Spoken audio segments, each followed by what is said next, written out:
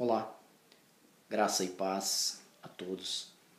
Neste vídeo nós vamos trabalhar com um texto muito interessante, um devocional curioso e bastante intrigante.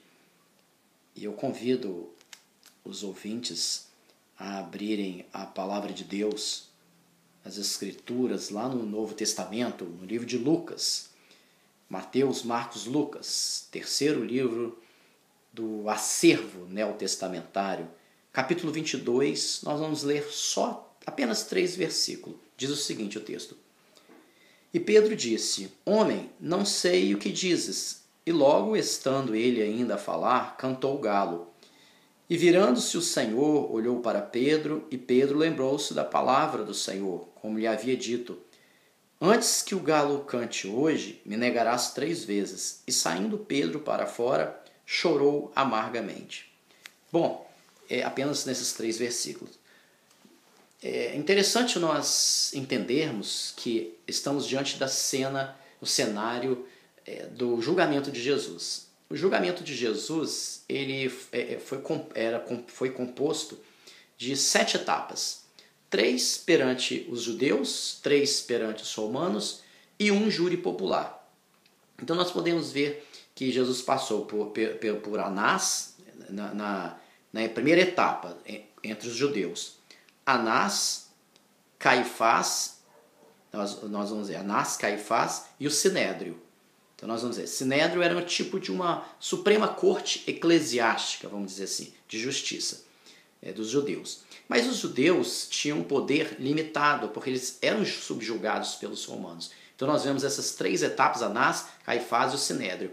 Depois o Sinédrio remete Jesus para a segunda etapa, que era o julgamento romano, diante dos romanos. Então Jesus atravessa, pega Pilatos.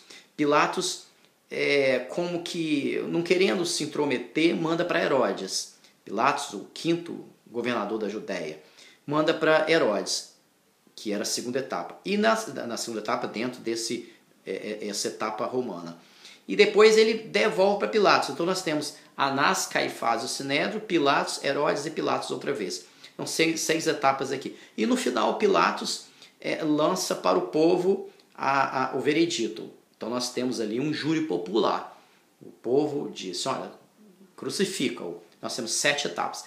Marcado por várias quebras de princípios jurídicos, mesmo na época houve quebras de princípios, quebra de garantias e tudo mais. Mas isso não vem ao caso aqui agora. O que nós queremos trazer para os ouvintes é o devocional e o cenário interessantíssimo que acontece aqui. Quando Jesus, mais ou menos, aproximadamente entre Anás e Caifás, lá no início do julgamento, no meio daquele tumulto, no meio do alvoroço das pessoas ali comentando, por certo, as pessoas comentavam, porque a par daquele julgamento, havia também um julgamento pessoal, subjetivo, cada um pensava de um jeito, olha, esse Jesus, assim e tal. Então, todas as pessoas estavam fazendo subjetivamente, no seu interior, um julgamento. Mas o fato interessante é que no meio daquele alvoroço, daquele tumulto, uma cena paralela e intrigante, meio silenciosa, acontece. Então, Jesus certamente estava numa casa para ser julgado, uma casa, vamos dizer assim, com galerias, era natural, as pessoas que tinham posse naquela época tinham casas com galerias. Então, vamos tentar trabalhar aqui com galerias inferiores e galerias superiores. Então, e havia um pátio no meio ali. Então, quem estava no pátio olhava para cima e via as galerias superiores. Então, certamente esta cena que nós acabamos de ler ocorreu quando Jesus passava, possivelmente machucado, amarrado, quando ele vai de Anás para Caifás, numa galeria. Ele olha para baixo, lá para o pátio, e Pedro estava lá embaixo tentando se aquecer numa fogueira, possivelmente. Ele estava tentando se aquecer no meio das pessoas e ele nega Jesus. Então ele fala, não conheço, e as pessoas o identificaram, não, ele é um deles. E ele diz o seguinte, não conheço tal homem. E ele gritando, não conheço. Mas interessante que no meio dessa cena que ele nega, através da qual Pedro nega Jesus, acontece um fato curioso, e é o ápice aqui dessa mensagem. Há o cruzamento do olhar de Jesus passando por uma galeria, certamente de Anás para Caifás, e ele olha para baixo, para o pátio, e Pedro lá embaixo olha para cima e cruza os olhares. Que coisa interessante esse cruzamento de olhares. Por quê? Porque tempos antes desta cena, numa cena na qual Jesus acalma a tempestade já estava acontecendo, Jesus estava dormindo no barco, e o próprio Pedro acorda Jesus no barco e diz assim: mestre, não se te dá que morramos? O Senhor não se importa com a nossa morte aqui nesse barco? Mas Jesus acalma a tempestade, mas não dá resposta para Pedro.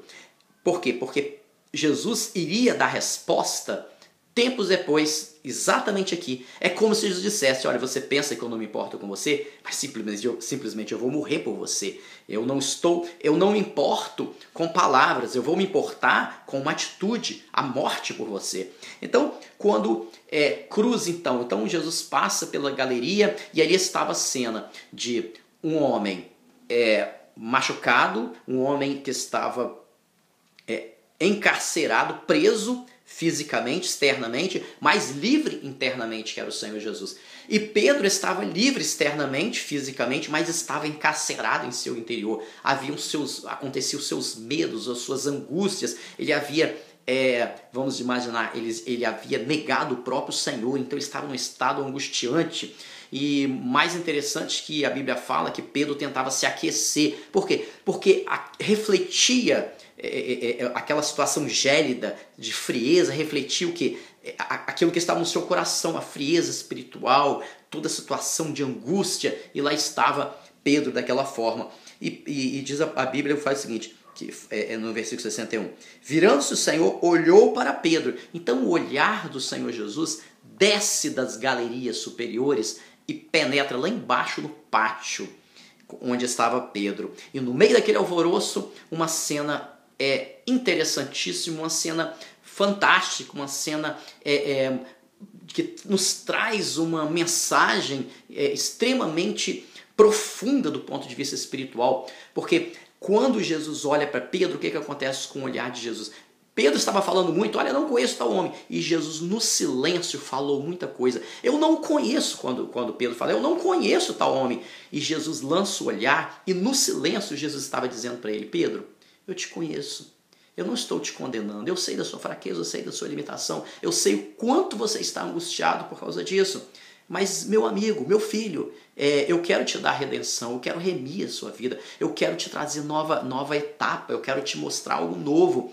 No silêncio, ele falou mais do que Pedro falou. Enquanto Pedro esbravejava: não conheço, não conheço, Jesus estava respondendo com o seu olhar. E aquele olhar de Jesus, ele sai da galeria superior, vai lá embaixo, penetra no olhar de Pedro. Não, o olhar de Jesus não era um olhar reprovador, não era um olhar de crítica, era um olhar de misericórdia, era um olhar de perdão, era um olhar de meigo. Então, aquele olhar de Jesus penetra lá no fundo do coração de Pedro, penetra nos solos das emoções de Pedro. Pedro, lá dentro, seu eu encarcerado, e aquele olhar maravilhoso do Senhor Jesus varre ali toda tristeza, varre tudo aqui, os seus fantasmas, os seus medos. O olhar de Jesus penetra nos porões das emoções de Pedro. O olhar de Jesus penetra nos cantinhos, dos quartinhos, nas escadarias da alma de Pedro e começa a trabalhar ali na emoção,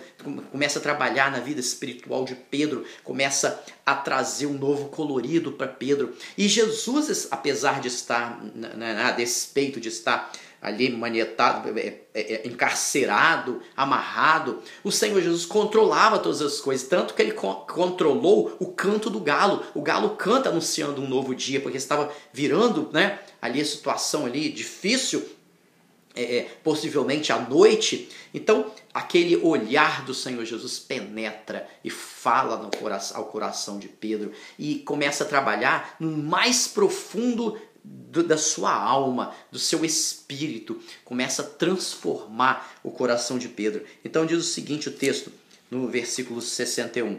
E Pedro lembrou-se da palavra do Senhor, como lhe havia dito: antes que o galo cante hoje, me negarás 3 vezes. E saindo Pedro para fora, parece uma redundância sair para fora, e de fato no português sim, mas aqui essa construção fraseológica bíblica é uma ideia de reforço de uma ideia. Então, quando o ser humano tem o olhar, tem essa bênção e tem esse encontro do olhar, e como que ele consegue ver esse olhar de Jesus? Quando ele olha para as galerias de cima. Então, esse texto aqui, ele é muito curioso porque fala de olhar para as galerias de cima.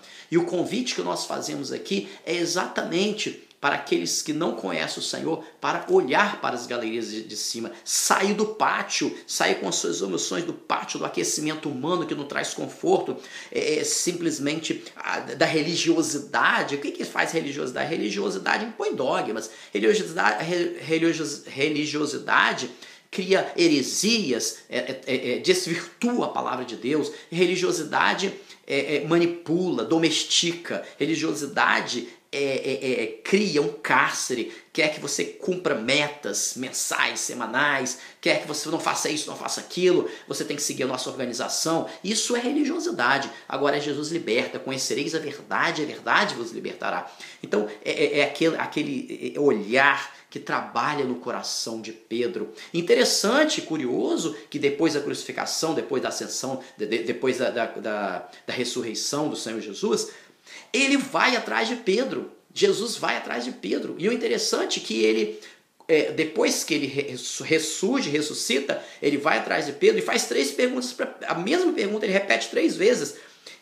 Correspondente às 3 negativas de Pedro, ele pergunta a Pedro, Jesus pergunta a Pedro, tu me amas? Novamente, Pedro, tu me amas? Novamente, Pedro, tu me amas? É como se ele quisesse trazer de volta Pedro de dentro de todo aquele cárcere que Pedro vivia. Nós vemos ali alguém que estava fisicamente amarrado, mas estava livre internamente, alguém que estava vivo, mas iria morrer pela humanidade. E nós vemos no pátio um homem que estava morto espiritualmente, mas iria ter vida em abundância quando ele tem esse encontro com o olhar de Jesus. Então o texto aqui, a mensagem que eu quero transmitir neste pequeno vídeo, é exatamente o cruzamento do olhar de Jesus que veio das galerias de cima com o olhar de Pedro, que estava no pátio angustiado, tentando se aquecer num fogo falso, num fogo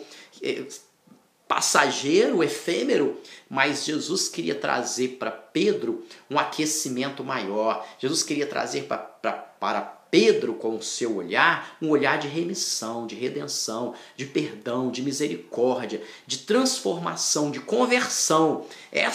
Esse texto aqui nos fala profundamente porque ele penetra em nossos corações. O convite que eu faço é exatamente para nós trabalharmos, sairmos desses pátios da nossa convivência, da nossa existência, para lançar o nosso olhar para as galerias de cima, para que possamos compreender esse olhar. E eu termino aqui relembrando de um velho louvor, um cântico muito bonito, que diz o seguinte, cuja letra diz o seguinte: seu maravilhoso olhar. Nem todos conhecem, mas é um cântico, um louvor muito interessante. Seu maravilhoso olhar transformou o meu ser e todo o meu viver. Seu maravilhoso olhar. É esse texto que nós deixamos com os amigos. E só para terminar aqui, e saindo Pedro para fora, chorou amargamente. É isso que a pessoa que tem um encontro com o Senhor Jesus, o que acontece? As suas entranhas se movem. O choro agora é um choro de sabendo que agora ele tem um perdão, porque é um olhar, não é um olhar de reprovação como religioso, como os dogmas religiosos que nós vemos a miúde, mas é um olhar de piedade. E nós deixamos esse texto aqui para um devocional e para a honra e glória do nome do Senhor Jesus. A todos, graça e paz, e que Deus abençoe.